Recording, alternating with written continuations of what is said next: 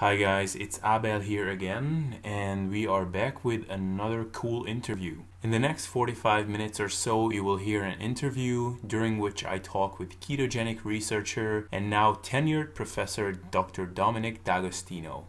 This was a very special occasion for me for multiple reasons. For one, he was my first ever interview guest back in 2013, and in fact, I decided that I wanted to talk to this guy ever since I first came across him in an interview with Dr. Joseph Mercola. A university professor, well-published researcher who also deadlifts 7 plates and stands at 100 kilograms of pure muscle, you can't help being impressed by that. In this interview, we talked about some of the anti-inflammatory, anti-aging mechanisms of ketones, how your body reacts to stress in a ketogenic state, how trying to build muscle and particularly bulking on high calories might be different and potentially problematic on a keto diet, and even delved into how Dr. D'Agostino himself transitioned from being a bro, eating 6 meals and 500 grams of protein a day, to following a much lower meal frequency and a ketogenic eating style. We discussed some real cool stuff here, and I would recommend again that you take a look at the timestamps where I link you to all the various topics I just mentioned. Also, make sure to check out his site, ketonutrition.org and metabolicoptimization.com.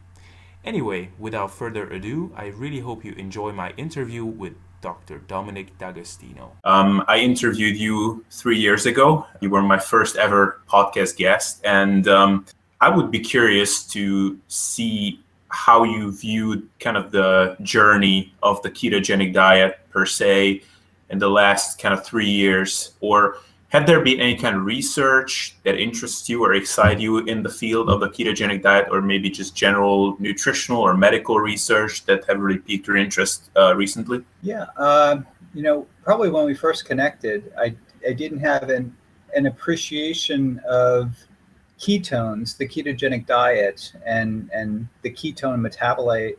I didn't have an appreciation beyond its function as an alternative energy substrate for the brain, and it's remarkably efficient in supplying an alternative energy to glucose. In place of glucose when you're faced with fasting, and of course during the ketogenic diet, it supplies a significant amount of energy to the brain. So since the last time we connected, and there's been a lot of publications on this, and one of them from collaborators at Yale, showing that the ketone metabolite is also a signaling molecule, and it has interesting effects at altering gene expression, mimicking sort of molecules that we know that drugs are designed to be histone deacetylase inhibitors, and the endogenous metabolite beta hydroxybutyrate, which is a ketone body, we know functions as a histone deacetylase inhibitor.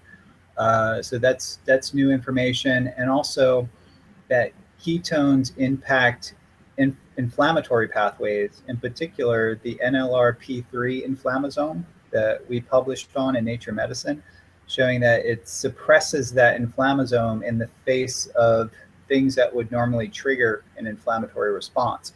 And the inflammasome is basically a complex that, when it's activated, it kicks on inflammatory pathways and elevation of certain inflammatory cytokines that are associated with age-related chronic diseases, neuroinflammation.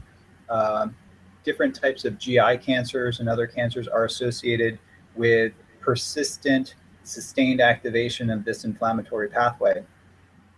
And from new research that we've kind of in the last couple of years, we understand that ketones are altering like these two pathways that I'm talking about in a way that's independent of its role as an energy metabolite.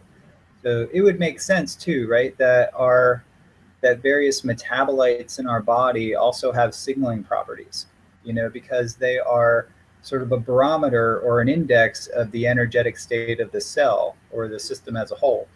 And I find it's interesting to understand more of the signaling roles of these endogenous metabolites, in particular beta hydroxybutyrate, because we can develop and synthetic agents and even naturally derived agents that can elevate beta hydroxybutyrate. So we start to get more of the picture starts to expand more, and it also kind of opens up different applications for the ketogenic diet for inflammatory disorders. And it sort of makes sense to me now that, all the emails that I've been getting from people with inflammatory disorders that follow the ketogenic diet, that may be due in part to its role as an anti-inflammatory metabolite. Right. So, I'm sorry, didn't mean to cut you off. Oh, yeah. So I was going to say, its role in signaling and also its expanding role in different applications, including, I would say, like motor function. We did some work on anxiety, showing that producing nutritional ketosis can reduce anxiety in different animal models of anxiety that we test. So these are like new and emerging applications that are coming out. Autism, resistance to hypoxia, which actually it was published years ago on this, but I think it's something that's kind of re-emerging as an area of interest. Right. So just for the lay population, when you mention inflammation, should they think of similar inflammation that would be mitigated by things like anti-inflammatory drugs or maybe curcumin and these kind of things? Yeah, well, inflammation is kind of is the end result of an elevation of molecules in the body that produce it. And you can have a different complement of inflammatory cytokines, and your inflammation could be due to a broad range of things, from an elevation of oxidative stress, reactive oxygen species in the tissues, tissue destruction. There's various factors, like during, if you have necrosis in a tumor, right, it's releasing factors that chronically inflame the microenvironment of that tumor and can promote tumor progression in a way. So it's, and various drugs like NSAIDs and steroids, they work through different mechanisms. And I think what's interesting with exogenous ketones is that endogenous and exogenous ketones is that this anti-inflammatory pathway is kind of hardwired into our system and may play a big role in the anti-inflammatory effects that we see with the ketogenic diet and also with fasting. And that was sort of the hypothesis of the investigator that did, most of the research, or his lab did most of the research in this area using a ketogenic formula that we developed and kind of sent to him. His name is Deep Dixit, and he's at Yale University. And his hypothesis was that the anti-inflammatory effects of fasting or calorie restriction were due in large part to the elevation of beta hydroxybutyrate working through very specific mechanistic pathways that were independent of metabolism. And these pathways are different than those pathways that are like the COX-2 pathway that are impacted by the NSAID drugs, or the various inflammatory pathways associated with corticosteroids, like cortisone or prednisone or dexamethasone, which are common drugs used even in cancer. If a brain tumor patient is undergoing radiation therapy or chemotherapy, they're often given anti-inflammatory drugs like dexamethasone, and these drugs are catabolic. They break down muscle tissue, and they also elevate blood glucose levels and create an unfavorable metabolic profile that is difficult, makes it more difficult to manage the cancer in the patient that's receiving it from the drug from a metabolic perspective. So if we can substitute things like, beta hydroxybutyrate in an exogenous form to suppress inflammation, that would be a significant advancement of sort of our medical treatment of inflammation. And we're pretty, you know, we don't think it would have the same impact or powerful anti-inflammatory effects as, a high dose steroid drug, but we think that that's probably a good thing, because if you suppress inflammation too much, then that's kind of a bad thing. Your body needs a balance of inflammation, and I think Yeah. it's that balance that the ketogenic diet and maybe even natural, forms of, or elevating beta hydroxybutyrate, which is, with a supplement that's bioidentical to what our body makes, can promote an anti-inflammatory state that is more favorable to promoting good health and recovery. Right, and that is interesting, because typically now we're talking about inflammation, and typically the ketogenic diet is kind of brought in association with calorie restriction or fasting, and that it mimics the effects of those things.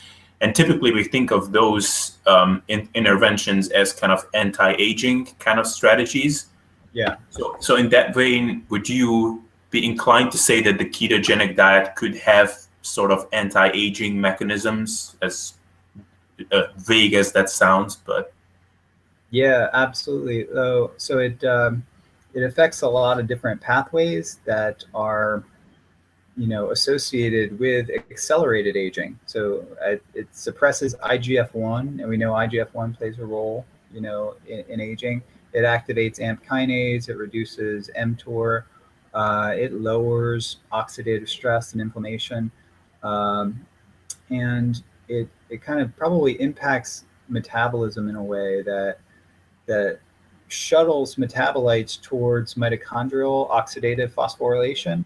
And it's kind of, in a way, stressing the mitochondria, especially initially. It may be a hormetic stress, like you're actually stressing the body pretty significantly if you completely restrict glucose and carbohydrates and force the body to burn fats and ketones. I think there's a transient elevation in reactive oxygen species, at least in cell culture systems, when you do that, and it boosts various endogenous antioxidant pathways that can confer protection and maybe even enhance longevity. And we're interested in studying this. But it does mimic, from my perspective, I'm not a biochemist, but I'm a metabolic physiologist, I guess you would call me, and a neuroscientist. It does mimic many aspects of promoting longevity, from a metabolism point of view. Like it triggers autophagy, the mechanisms that I talked about previously, and lowers inflammation. I think inflammation could be a big driver of early onset chronic age-related diseases. And if the more we can suppress inflammation, the more likely we are to promote healthy aging and delay the onset of these age-related chronic diseases. right, and actually with that, I've kind of delved into some of, like, obviously nowhere near to the depths that someone like you would do, but from my understanding, there are certain mechanisms of the ketogenic diets that kind of we know anecdotally that are true, appetite suppression being one, but are not fully understood in terms of how that works, exactly what mechanism triggers that. Would appetite suppression be an example of that, for example? Yeah, so we think the ketogenic diet makes calorie restriction more feasible. And we think in one of the original clinical trials that we were thinking about developing was the ketogenic diet, the calorie restricted ketogenic diet with ketone supplementation. But the university thought that was crazy. Like, no one would follow that. But I think that's completely feasible, because when you follow the ketogenic diet, your appetite regulation is improved. So you have better control over your appetite, for sure. We think you have less cravings, and it allows a person to basically restrict their calories about 10% to 15% on average, we think, and make it more comfortable.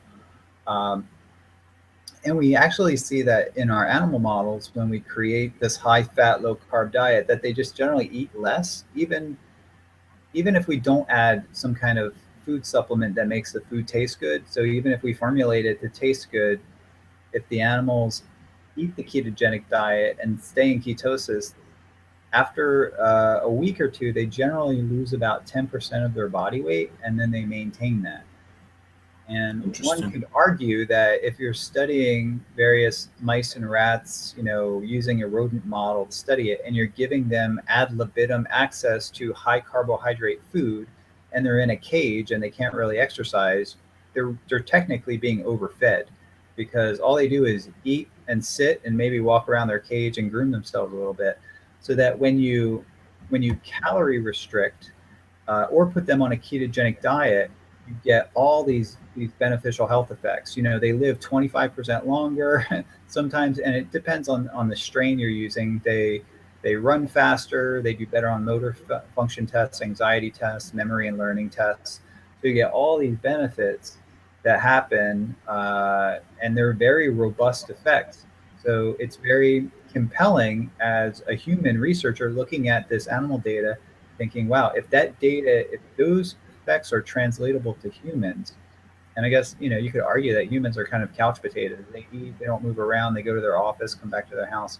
Um, if they could mimic the same kind of protocol, switch to a ketogenic diet, calorie restrict to, 10 to 15% less calories, would they get those same cognitive benefits, tumor suppression benefits, health benefits? Like that's what really excites our lab, is trying to, study this from every angle possible, from calorie restriction to diet formulation to ketone supplementation, and understanding what's the optimal approach and what's most feasible for implementing this in humans for different pathologies, but also just for, performance, for general health benefits.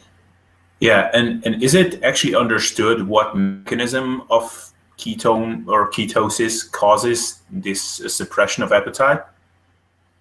Yeah, I think appetite regulation is a very complex complex field of science. So there's a lot of hormones and neuropeptides and neurotransmitters associated with appetite regulation.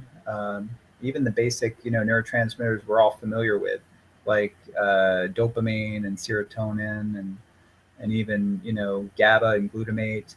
But then if you delve really into the research, you have, ghrelin, you have neuropeptide Y, there's a whole long list of different peptides that are altered by calorie restriction, by the macronutrient composition of the diet. Um, so we think that from a purely, energy metabolism point of view, when you're feeding your brain ketones, right, or your blood ketones are elevated, um, it's kind of telling your brain that it's okay, that it's in a fed state. Whereas if you're on a high carbohydrate diet, but you restrict calories and you go hypoglycemic and the ketones are not elevated in your blood, your brain becomes de-energized. And that hypoglycemic episode is going to produce reactive hypoglycemia, which you would get after a meal typically. It's gonna produce a crisis scenario where you're going to be seeking food, and when you find food, you'll want to eat as much as you can to ensure survival. And that's and not only that is that, if you're calorie restricted or you're on a high carbohydrate diet, in the absence of food, your performance plummets, because once your liver glycogen is tapped out and you're not making ketones, your brain becomes glucose deprived, and you become, I guess, your brain is in somewhat glucose addicted and goes through a glucose withdrawal. And during that withdrawal, you'll get headaches, your performance will drop. And elevating blood ketones can circumvent that, performance deficit that you would get during hypoglycemia. And it's very protective against hypoglycemia. And George Cahill at Harvard, back in 1967, he did some elegant studies in fasted subjects and showed that if you administer a dose of insulin that would lower blood glucose to 1 to 2 millimolar, which is pretty much universally fatal if your ketones are not elevated, the subjects were essentially asymptomatic for hypoglycemia. And they also performed remarkably well on cognitive tests, and they were perfectly fine, and they were fine because it was a dramatic demonstration that ketones can function as an alternative energy substrate, in the face of severe, even deadly hypoglycemia. And that has practical, fast forwarding now, 50 years later or 50 years later, we know that we can elevate blood ketones with various nutritional supplements. The ketogenic diet with medium chain triglycerides is a way to do it. And if we consistently keep blood ketones elevated, it will control our appetite and give a steady fuel flow to our brains where we can perform better. And we think that ketone metabolism in the brain probably has a lot of health benefits. I talked about neuroinflammation being, I think the root cause of many neurological diseases. The seizure research now that I'm aware of is actually looking at neuroinflammation as being a predictor of someone having a seizure. And we know that once you have a seizure, seizures beget seizures. Once you have a seizure, you're more likely to get another seizure because of the neuroinflammation that the seizure causes. So not only does the ketogenic diet, balance the neurotransmitters, supplies the brain with energy, and that could help control appetite. But when it comes to neuroprotection, that neuroinflammation, suppressing that could be important. So I talked a little bit about, brain energy status, but being on a ketogenic diet also influences the neuropharmacology of the brain, where there's a greater GABA to glutamate ratio in the brain is seen. So you actually need glutamate to make GABA, but it's thought that it activates the enzyme glutamic acid decarboxylase that sort of converts more of the glutamate to GABA, and it elevates levels of adenosine. It influences sort of the Krebs cycle intermediates, and we like to call it the Krebs-Zent-Georgi cycle, right? Because am I saying his name right? The guy. Oh yeah, Zent-Georgi. Yeah. Zent-Georgi. Yeah. So my wife always corrects me and said when I say the Krebs cycle, she corrects me and said the Krebs-Zent-Georgi cycle because he contributed to the. Yeah. So the intermediates associated with that cycle, including succinate, malate, fumarate, citrate, alpha-ketoglutarate, which is a precursor to glutamate. All these things are elevated in the brain, not only in the blood, but in the brain when we're on a ketogenic diet, or if we take ketogenic agents and just elevate ketones. And those neurotransmitters are important for replenishing, or those Krebs cycle, Zent-Georgi cycle intermediates are important for replenishing the pools of neurotransmitters. So that could be, I've always thought that could play a role in appetite regulation. And I think it does play a role in brain homeostasis. So there's some of the lead investigators out there believe that it does help balance the neuropharmacological homeostasis of the brain. The ketogenic diet does that by influencing these neurotransmitters in various ways.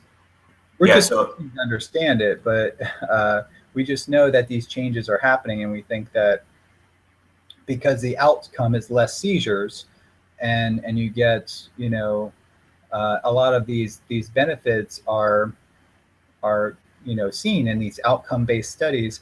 We're really delving into the mechanisms, and it's hard to identify any particular mechanism because it's many mechanisms working in synergy. So now we believe that to be the case. It's not any particular mechanism. Like some investigators were convinced it was GABA, others thought it was reactive oxygen species, but it's not. It's many mechanisms working together, we think. Yeah, and just two questions popped into my mind off of that. And one is, with the anti-seizural effects of ketosis in mind, do you personally find that you're more like stress resistant per se with the ketogenic diet?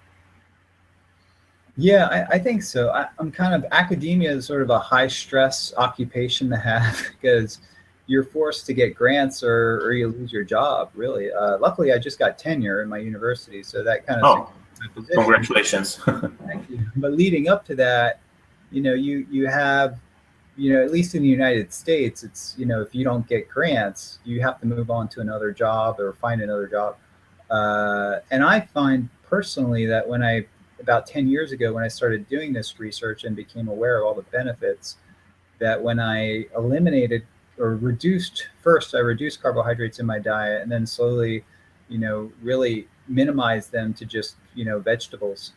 Now, I found that I was better able to manage my stress, and it's probably a combination of factors, but I do think that the ketogenic diet can play a big role.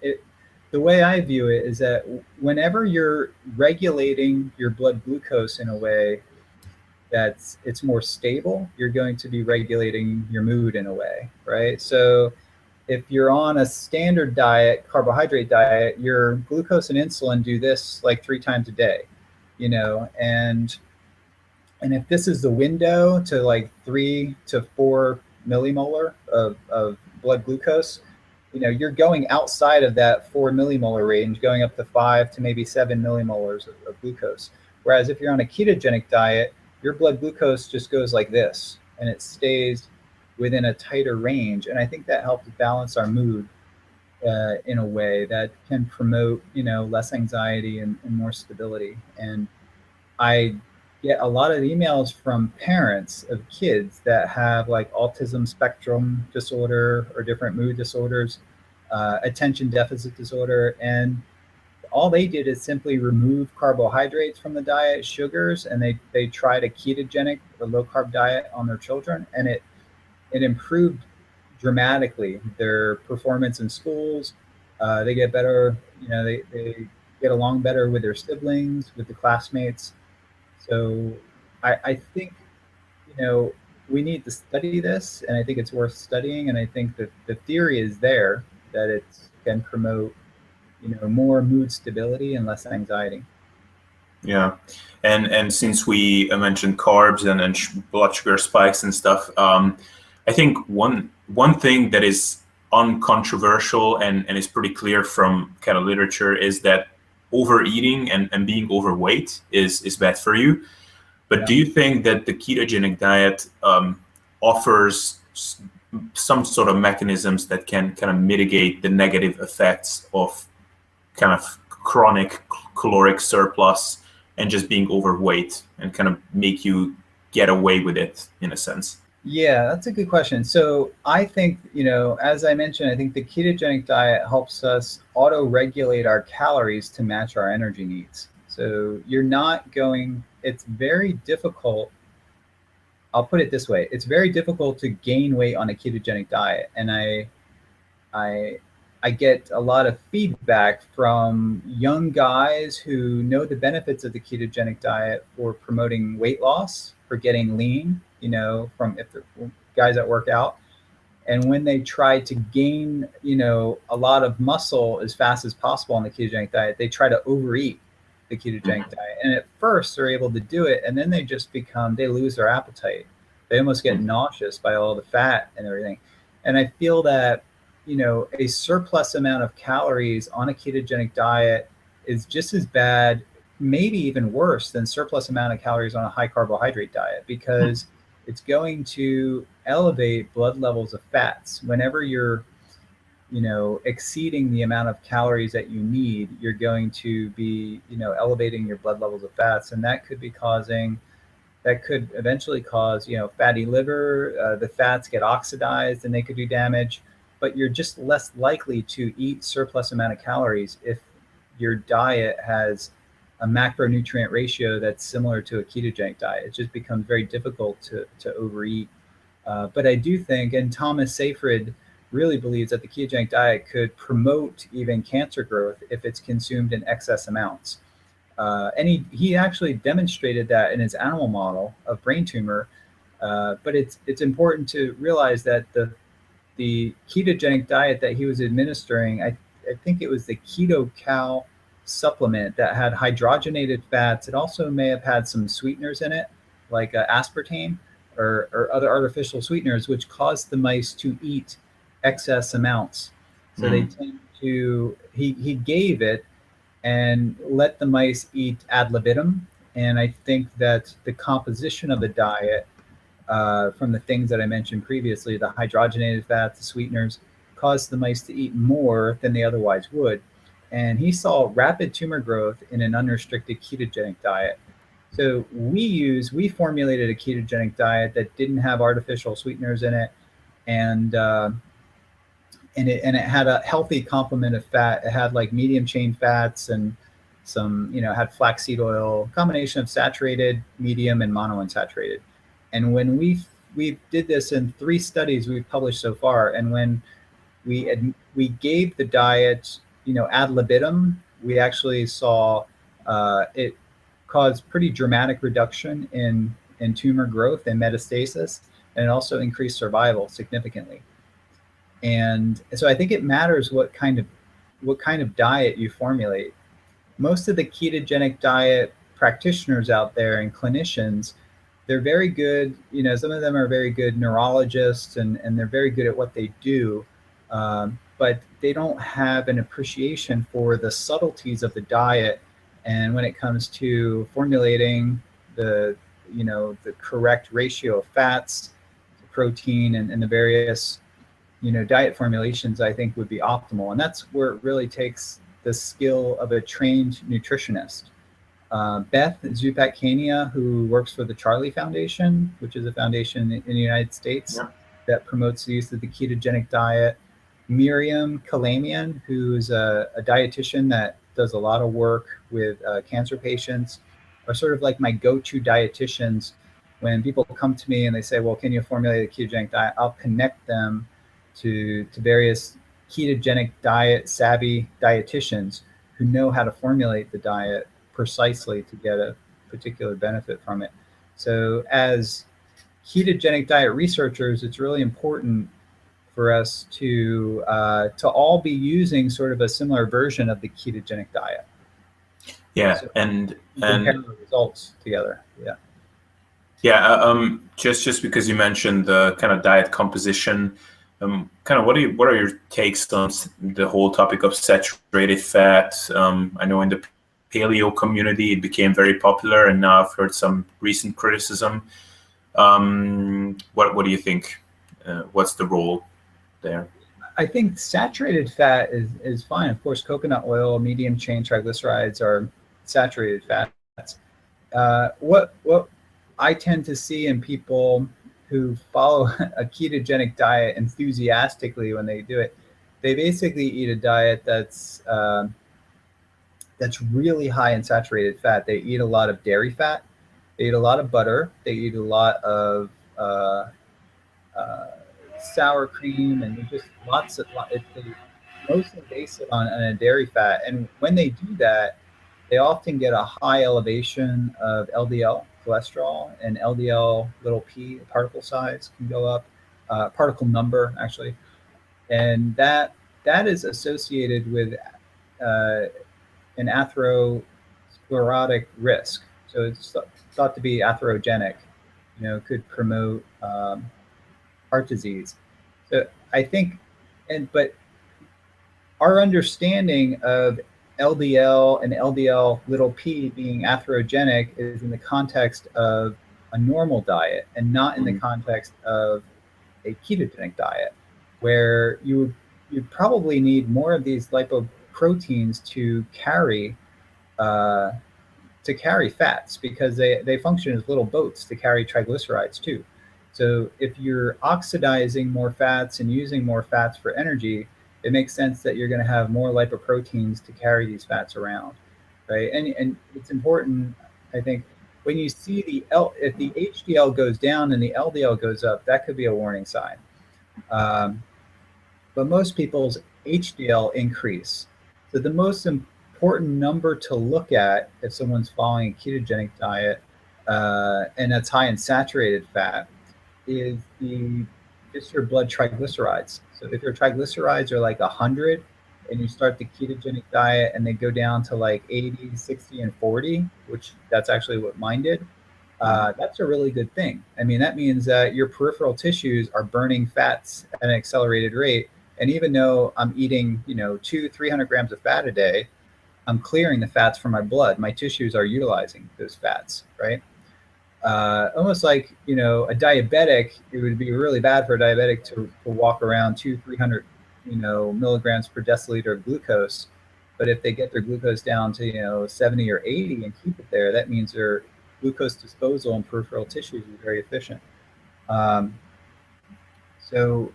that's what we kind of see when someone follows a ketogenic diet and it shifts their physiology to burning fat and ketones. So paradoxically, they're eating more fat. They may double or even triple their fat intake, but their triglycerides will go down. And I think that's probably the most important thing. And if someone's on a high carb diet, that can elevate your triglycerides. And it's confusing to some people, sometimes even doctors, because a person could be on a very low fat diet and high in carbohydrates, but their triglycerides are elevated. So it confuses them. Like, I'm not eating fat. Why are my triglycerides elevated? But if your body is adapted to burning glucose and carbohydrates for fuel, and you have even a little bit of fats in your system, and then you have de novo lipogenesis in your liver, producing fats from carbohydrates, your triglycerides are going to remain elevated because you're not forcing your body to burn fats for fuel, especially if you're not exercising. And that's what I've seen. If we get back to your original question, I'm kind of circling around here. In some guys that are eating very high saturated fat ketogenic diets, primarily based on dairy fat, what I've seen is that, especially if they're getting some surplus calories, their triglycerides could be increased. It's rare, and sometimes it stays the same, but that is a warning sign that they're eating too much saturated fat, and especially if their LDL goes up and their HDL stays the same or goes down, they are all indicators that they need to at least decrease the calories or change the food in a ketogenic diet. And I kind of had a shift in that trend, at least an elevated LDL. And then I removed, instead of eating 200 grams of fat from dairy, I now eat maybe about 30 to 40 grams of fat from dairy, and I get the rest from monounsaturated fats like olive oil. I eat a lot of avocados. The various types of meats that I eat are pretty high in monounsaturated fat. I think egg yolks, I eat a lot of egg yolks, and that would be oleic acid. So that's pretty much monounsaturated fat.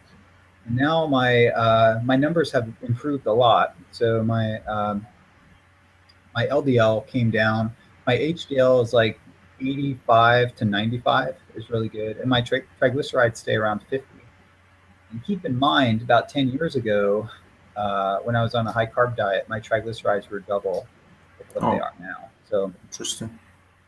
So it's been an improvement for me, and I think that each person really needs to tweak and adapt their diet to their calorie needs, and they need to figure out what foods work best for them too. Yeah, this question will appear a little bit random. Just want to transition to this kind of topic as we approach a little the end here. Do you personally track your macros? Yeah, I do, but I do it in my head. So when I first started the ketogenic diet, I calculated everything and wrote it down. But because, especially when I'm home, I know exactly what I eat. Like I know how much fat and protein is in like 4 eggs in the morning, and I get, I get like 10 stalks of asparagus, or I'd get, a half a bag of salad that I get, and I know what the macros are on all that. But I think it's really important, extremely important for people to calculate their macros when they start the ketogenic diet, because the ketogenic diet is like double the energy density of a normal diet. So if they fill up their plate with the same amount of food in a ketogenic diet, they're going to be eating more calories than they need. And if they don't adjust, they may actually gain weight or not fully understand, why they're not losing weight or getting the results that they want. But generally, I think it's very important. I get the question often, if I follow a ketogenic diet, do I need to count my calories? And it's like, absolutely, you need to. You can't beat thermodynamics, right? Like if you're getting surplus amount of calories, it's going to end up somewhere. It's just less likely that you're going to want to eat surplus calories if you're following a ketogenic diet. Yeah. Although if you give me a jar of almond butter and a spoon, then the game plan might change a little bit. But yeah. So it's good to allocate out, the food that you're going to eat before you eat it, usually. Yeah. Now, because I've been kind of following your work for a long time, and I find you a very inspirational figure in this field. I understand, like listening to interviews that you're doing, is that obviously training and nutrition, or like eating and training, is not in the center point of your days usually, I guess, because you're busy and working a lot. But if I quote you correctly, if I kind of, based on what I've heard from you, some years ago in your 20s, you were a real hardcore bro. Would that be a good description? I follow the mindset that the more protein you eat, the better. And I think I would eat like 300-400, sometimes 500 grams of protein. And, during times where I was really trying to gain as much size and strength as possible, it would be common for me to eat 6 large meals a day with 2 protein shakes, in between. So getting on average about, 8 meals per day. And looking back, and a lot of that was carbohydrates. So I would eat, a big bowl of rice or pasta and a sandwich with lots of bread, of course.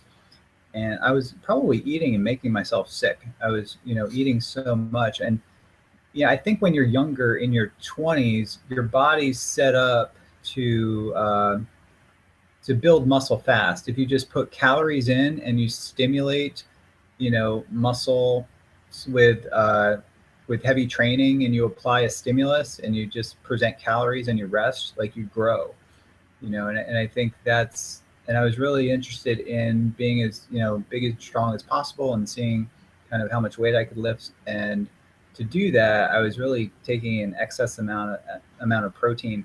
And I had that mindset because I did it for so many years. But looking back, I wonder maybe if I did some damage to my kidneys. And I don't really believe that high protein diets are necessarily damaging to the kidneys. Definitely no more damaging than high carbohydrates or carbohydrate intolerance. Because if you're walking around with high blood glucose, that's very damaging to your kidneys. But yeah, I guess I followed that bro mentality where I kind of did what the muscleheads were doing. I was drinking, all the weight gainers, and, eating lots of carbs and drinking lots of Gatorade, in my workout, and a lot of the opposite things that I'm doing or avoiding now, practices that I'm doing now. So. Yeah, and I would be curious, like now I'm seeing you travel a lot. You're a super busy guy, and how does someone who, if my sources are correct, that at some point you had nightmares about missing a meal, how does someone like that transition to this kind of lifestyle and just kind of outlook that you have today? Yeah, I think it might be like a slow transition, but I think I'm really fortunate in that I went into a field where I was able to fall back on something I was very passionate about, which was nutrition. I went into a neuroscience and physiology graduate program, and that was after doing an undergraduate in nutrition. But I realized the more I talked to my medical doctor friends that the root cause of many patients going into the medical clinic is basically poor nutrition. So to really promote prevention of disease and health, we need to focus on nutrition. And you know, over the years in being in academia, the long hours in academia, I just started eating less out of necessity because I didn't have the time to do it. And I realized I started feeling better. And when I got into ketogenic diet research and started eliminating, wheat-based carbohydrates from my diet and eating more of a low carb, ketogenic like diet from the beginning, I started feeling better and my energy was kind of stable. And that almost freaked me out because I was amazed that I could maintain the energy level. And what kind of amazed me more, although I don't get as much of an opportunity to, go into the gym and lift the kind of weights that I used to on a routine schedule. I still try to get in about once or twice a week, but I do a lot of stuff at home. What kind of amazed me is that my strength was maintained, even though I was consuming about a third of the protein. I did significantly double or triple my fat intake, or at least double my fat intake, but I was eating far less protein and way much less carbohydrates. As long as I got into the gym and I got in like once a week and did the heavy compound movements like deadlifts and heavy pressing and squats and things like that, it was really remarkable that I could maintain a lot of that strength even by eating very little. I realized, to be as big and strong as possible, you got to put in a lot of calories. But I just found it really interesting that, someone, and not just me and other people that we've observed, whether athletes or powerlifters, they could maintain a significant amount of their strength by cutting their protein in half and increasing their fat intake. So being on a ketogenic diet is very protein sparing. So I'm able to work like long hours, and I think being on a ketogenic diet sort of promotes a lifestyle or helps you follow a lifestyle that can enable you to work long hours and be active at the same time and get a lot of the benefits, the health benefits probably that you get from something like intermittent fasting or calorie restriction that a lot of people are trying to do. A number of people are trying to do calorie restriction without doing nutritional ketosis, just eating high carbohydrates and calorie restriction, and that would be really hard to do. But yeah, I'm not sure I answered your question fully, but I think the more I got steered into this research, the more I started to realize the health benefits of what I was studying through personal experience, because I was eating less and I started eating more fat, and that controlled my appetite. I could go longer hours in the lab and not get hungry. And I realized that, I hadn't eaten in 12 hours, but on the way home, I would stop by the gym and I was still kind of moving the kind of weights and had the same energy levels over the years. So now my routine is basically to do some kind of physical activity every day, whether it be, I do a lot of chin-ups and push-ups. I have a weighted vest that I wear now, and it goes up to like 80 pounds, and I'll do push-ups and chin-ups with that. And then on the weekends, usually I try to get into the gym at least once, sometimes twice. But I still believe that physical exercise and nutrition are the most important thing for personal health. And it's really important to promote these ideas to the patient. And the medical students that I talk to, like, they realize they don't get any kind of training in this, but they're very enthusiastic about promoting low carb nutrition when they start their practice. A lot of them are going to specialize, but they're going to promote it to their patients, whether it's in, a surgeon who has who's doing a knee replacement and getting their patient to recover, they're probably going to, at least the ones that are being taught by me, are going to promote, low carb nutrition for their recovery, and they're aware of the anti-inflammatory effects. So, my personal interests have definitely impacted sort of how I live my life and the things that I do throughout the day. And also it has a big effect on kind of what I say to my students and the ideas that I kind of try to advance. So I'm trying to advance my agenda, sort of trying to indoctrinate the medical students with this idea that nutrition is a very powerful tool that they can use, for the wellness, for the prevention and treatment of disease for their patients. So, and that's really rewarding. I never thought when I went into a neuroscience and physiology program that I'd fall back on nutrition and actually, teaching these aspects of nutrition to medical students and PhD students. Right. All right. Well, thanks, Dom. This was a really insightful interview. Just one very brief question to the end to close it down somehow. Do you have one thing that kind of gets you out of bed every day, that motivates you, that gets you going? Do you have anything like that you could think of? Yeah. I always remind myself, because sometimes I let, the events of the day or pressing issues, deadlines and stuff get to me and start to stress me out. But I think one thing that I always remind myself of, and sometimes I have to remind myself of, is just to be very grateful for being able to do what I do.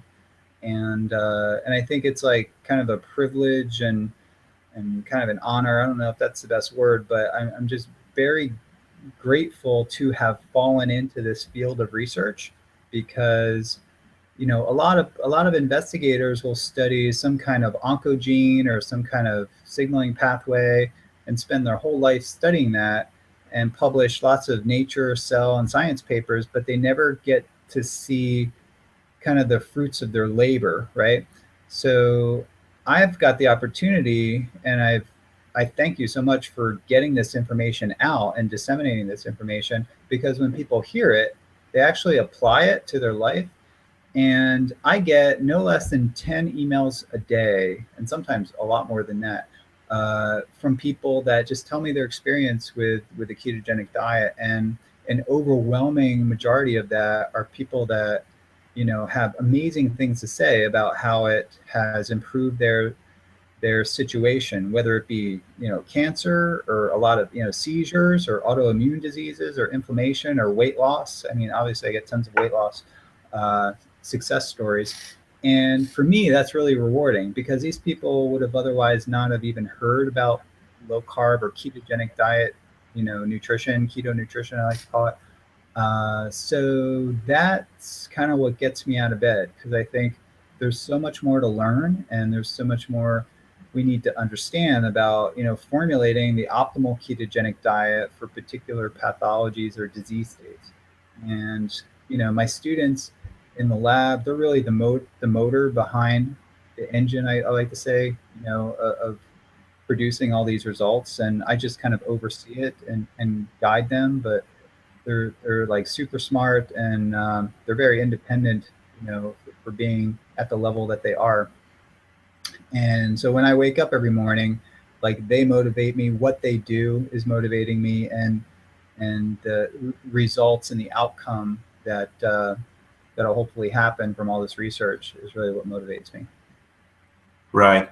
Excellent. That's a great response, Dom. And we're just going to wrap up here, because I know that you have to go. I'm going to link to all of your stuff in the show notes and in the intro in the beginning. Is there anything you'd like to mention before we wrap this up? I don't think so. They could find me I have a website. It's not too kind of developed yet, but ketonutrition.org. I kind of compile, if you click on resources, you'll find a list of the podcasts and articles. There's clinical trials. There's I have nutritionists on there, consultants that can consult with people. And I do have a more recent website, metabolicoptimization.com, with Travis Christofferson, and we've had Bruce Ames on there, Thomas Seyfried, and Adrian Scheck, podcasts. And so your listeners can go to those websites and get more information about kind of this area of research and what we're doing.